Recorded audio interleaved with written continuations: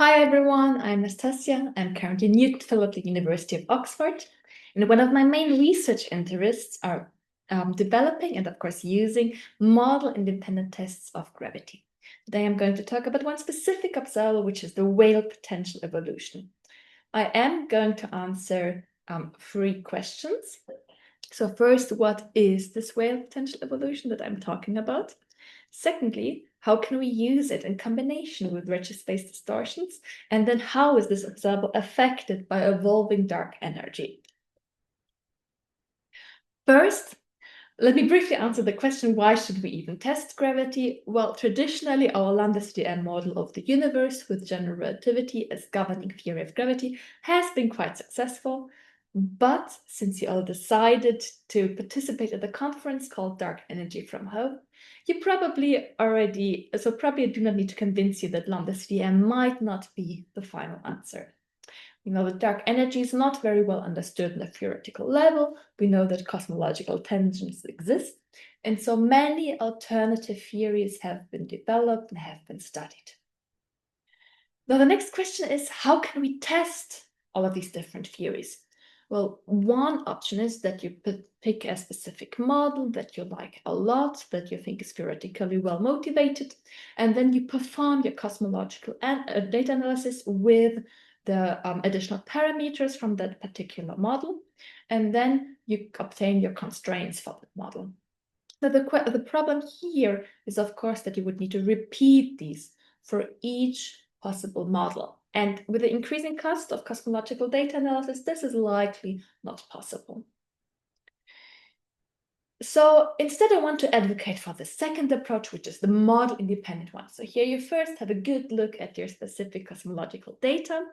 You identify a model-independent observable, and then you run your data analysis and you obtain this observable from a minimal set of assumptions.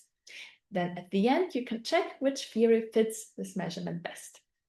Now, of course, this third step needs to be repeated for each particular model.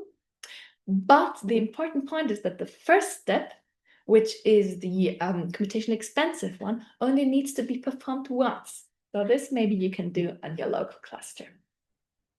Now, my research has focused a bit on the question, what is model-independent observable that we can use for gravitational lensing? Lensing is often said to be sensitive to the matter perturbations in the universe. However, what lensing is technically sensitive to is the perturbed geometry of the universe. Lensing is sensitive to phi plus psi, so the sum of these two gravitational potentials, which we call the Weyl potential. And of course, the Weyl potential is related to the matter distribution in the universe. However, the way these two are related depends on your specific theory of gravity. In general relativity, we know very well how the Weyl potential evolves. We know it evolves in proportion to d1 of z times omega m, so in proportion to the growth of matter perturbation times the overall matter content in the universe. But we do not want to restrict ourselves to general relativity. We want to be model independent. And so here this idea introduced in this 2022 paper by my collaborators is to use instead a function j of z. So j of z replaces d1 times omega m. And the idea is to not assume anything on j of z. So it is a free function that in principle can capture any deviations from general relativity. Now, the specific observable we are looking at is galaxy-galaxy lensing. So we're looking at the correlations of galaxy positions in the foreground with galaxy shapes in the background. More precisely, here I've written down the expression for the galaxy-galaxy lensing angular power spectrum, just making this replacement with j of z. If you haven't seen this kind of expression before, then of course do not worry. What is important here are just these quantities in the green rectangle. So we have here appearing b hat I, which is the galaxy bias in the lens spin times the matter fluctuation amplitude sigma 8. And then we also have j hat appearing. So j hat is a combination of j of z, sigma 8, and d1. So this is the quantity that we call the Weyl evolution. And what we see from this expression is that galaxy-galaxy lensing indeed is sensitive to J hat. However, as usual, galaxy bias ruins everything. So we also have this degeneracy with het BI. However, if we combine with galaxy clustering, so we perform a 2x2 point analysis, we can break this degeneracy and we can obtain a measurement of het J. This is not purely theoretical anymore. So indeed, we have already performed this in 2023 from the public dark energy survey data from the first 3 years of observation. So we have performed these 4 measurements of J hat in blue at the 4 effective redshifts of the Magellan sample. And what we can see here is that, interestingly, the measurement always falls below the lambda CDM prediction, in particular with the tension reaching 2.8 sigma and the second bin at redshift 0.47. Maybe this does not impress you too much. Maybe you have just heard for the first time about J hat and you do not really know what it means. So therefore, I can translate this into something a little bit more familiar, because we can actually interpret this as a sigma 8 tension. So if we look at the cosmological parameters that give us the black curve with the 1 sigma error bands, then we get a value of sigma 8 at redshift 0 of 0.85. However, what we can also do is to start from the measurements in blue of J hat. Then we assume that lambda CDM plus general relativity is valid. So we have a prediction for J hat. And from that, we can infer the value of sigma 8 today. So with the second method, we get a lower value of sigma 8. So this translates into a tension of 2.2 sigma for sigma 8. Now, this is a very interesting trend. Of course, this tension is not very significant yet. And it will be very interesting to perform this measurement from future data, for instance, with the upcoming Euclid data releases. However, right now we are limited to these 4 values of J hat. So let's see what we can do with that in combination with other model-independent observables.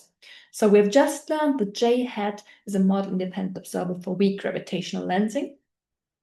But there's also redshift-space distortions, and there is a better established observable, which is F hat, where F is the growth rate of structure and sigma 8 is the clustering amplitude.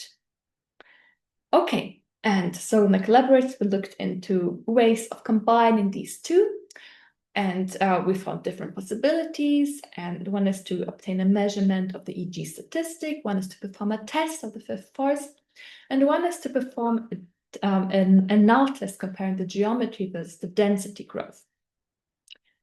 Of course, for time reasons, I will not talk about all of these. I would be, of course, very happy if you look at our papers. So we could obtain measurements of EG with 6 to 11% precision, which is quite good compared to previous measurements. We could also perform a test of the fifth force. So we see that, of course, with current data, we are fully compatible with 0, so no fifth force. And we found that we should get considerably better data with better constraints with future data.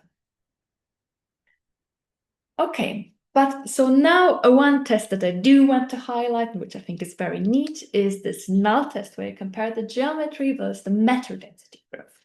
So the main idea is to introduce these quantity and rho, which is combining the evolution of J hat, so the evolution of phi plus psi, with F hat, which gives you the matter density growth. And then in general relativity, you find that this is exactly equal to 0. If you quickly want to go through the derivation yourself, so you know we have the prediction for J hat in general relativity, which gives you a derivative of sigma 8, which you can then relate to a derivative of the matter growth function, which you can then relate to F hat. So now the interesting thing is what breaks this null test. So what would lead to a value different from 0? First of all, what happens if the background evolution is different from lambda CDM? So for instance, captured by these W0, WA parameters. In that case, this would not affect and grow, so we still would recover this value 0. Of course, a different background evolution would affect the matter growth via the evolution equation. However, it would not break the link between the first and the second term. Similarly, the same is true if you have an effect on the growth of structure. For instance, one that would be captured by the parameter mu that enters the Poisson equation. So if you have more structure growth, then yes, this would affect, this again would affect your meta growth. However, it would affect the first term and the second term in exactly the same way. And so again, this does not break and grow equal to 0.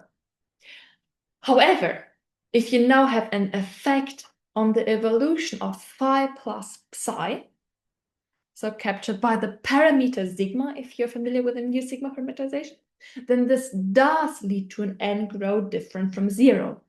And the reason is simply because then this is something that affects the first term only. Okay, so from this we can see that this null test is very interesting, not only to detect modifications of gravity, but also to distinguish between different models. There is one big problem though, which is that as you see here, this requires taking derivatives of j hat. And so right now we just have 4 values of j hat. This is not a lot, and so taking meaningful derivatives is difficult, and we do not get any significant constraints on j hat. However, there is one solution, which is just wait until we have future data. And then what we have seen in our forecast is that if we combine j hat from LSST and f hat according to specifications of the final DESI data release, then we can constrain n grow tightly, meaning that we are sensitive to a 2 to 4% difference between the evolutions of phi plus psi and delta. Good. However, there's one problem in all of this, which is that in our 2023 paper with our measurements of j hat from dark energy survey data, we have actually based these measurements on an assumption of a background evolution as in lambda CDM. Now, of course, this is a bit bad because, well, lambda CDM, we're not sure if it is broke, but maybe this is a bit too restrictive and we shouldn't do measurements around lambda CDM only anymore. So, of course, this is something that we can fix. And for that, let us first understand how assumptions on the background evolution enter the Weyl potential. First, so let us look again at the expression for the galaxy-galaxy lensing angular power spectrum, where we again have here in the green rectangle, we have hat bi, and in particular we have hat j. Hat j is our model-independent observable. It has a prediction in general relativity being omega m times sigma 8. So we see here that the theory prediction depends both on the theory at the background and at the perturbation level. Now, this of course is fine because it is, well, the point of model-independent observables that we have one observable, but the theory predictions for it can differ. So we can compare one observable with different theory predictions. However, what is not okay is that the background evolution also enters at other points. So here in this expression, we have here the conformal Hubble parameter, and we have here the co-moving distances which enter the lensing kernels. And yeah, so this is essentially where our model independence breaks. Now, to fix this, I'm part of a new project on evaluating the impact of evolving dark energy on the Weyl potential. And the basic idea here is to redo the previous DES analysis, but this time without with an evolving dark energy component captured by the CPL parameters W0, WA. And since we have more parameters, of course, we need more data. So we're combining with the Planck CMB likelihood, with DESI BAO data, and with supernovae data. Now, on this slide, I'm showing you the preliminary results of our analysis. But there is, of course, a lot going on this plot here, which I will, of course, explain to you. So we are considering 3 different cases. The black one is the one where assuming lambda CDM, and we are using the SU3 data in combination with the full CMB likelihood. Then in the orange case, we are still assuming lambda CDM, although here we're using the full data set, so including as well BAO and supernovae data. Note here, however, that there is, of course, a known mild tension in the parameter constraints coming from CMB compared to BAO and supernovae data. So with this data combination, it is not necessarily ideal to assume lambda CDM. And therefore, we also have our interesting case in blue, which is where we are assuming W0 WA CDM along with the full data set. And then you can see that for each of these 3 different cases, we are plotting 2 things. We have 4 measurements of J hat, again, at the effective redshifts of the Magellan sample. And then what we also have is that for each of these cases, we have with the respective color, the theory prediction along with the 1 sigma error bands. So here for the black lambda CDM case, you see it marked by this dashed line. And so for the theory prediction, we have a dependence both on the background model, so lambda CDM or W0 WA CDM, and also there is a dependence on the inferred cosmological parameters, which is why even in lambda CDM, so if you have assume a lambda CDM in 2 cases, you can still get a different theory prediction. Now, we do see that these theory predictions differ from each other. However, what is a very interesting and important point here is that the measurements vary relatively little between these different cases. And so on the last slide, we have seen that indeed, so our assumptions of the background, they do enter in the lensing kernels. So they kind of break the model independence. However, this dependence on the background is relatively small. So if you have percent level changes on these kernels, then you will only need to compensate this with percent level changes on J hat. So what we can conclude here is that since the measured points vary little between these cases, we can keep on calling J hat model independent. The dependence on the background is relatively mild in the measurements. However, the theory prediction differs between the different cases, and it does seem that W0 WA CDM works towards reducing, so lowering the theory prediction and thus reducing the tension. So right now, this analysis is still preliminary. However, we aim at polishing it soon and releasing the paper, so please watch out. With this, I come to my final words. Model-independent observables are a very, very interesting and computationally efficient tool to test models beyond lambda CDM plus general relativity. However, model independence is also typically a little bit of a lie. Most of the time, if not always, there are still at least some assumptions on the underlying theory, even if one tries to limit the amount of assumptions. And those assumptions who are still there, we need to understand them really well, especially assumptions on the background evolution. In this talk, I've presented to you the Weyl potential evolution and how we can use it to test models beyond lambda CDM plus general relativity.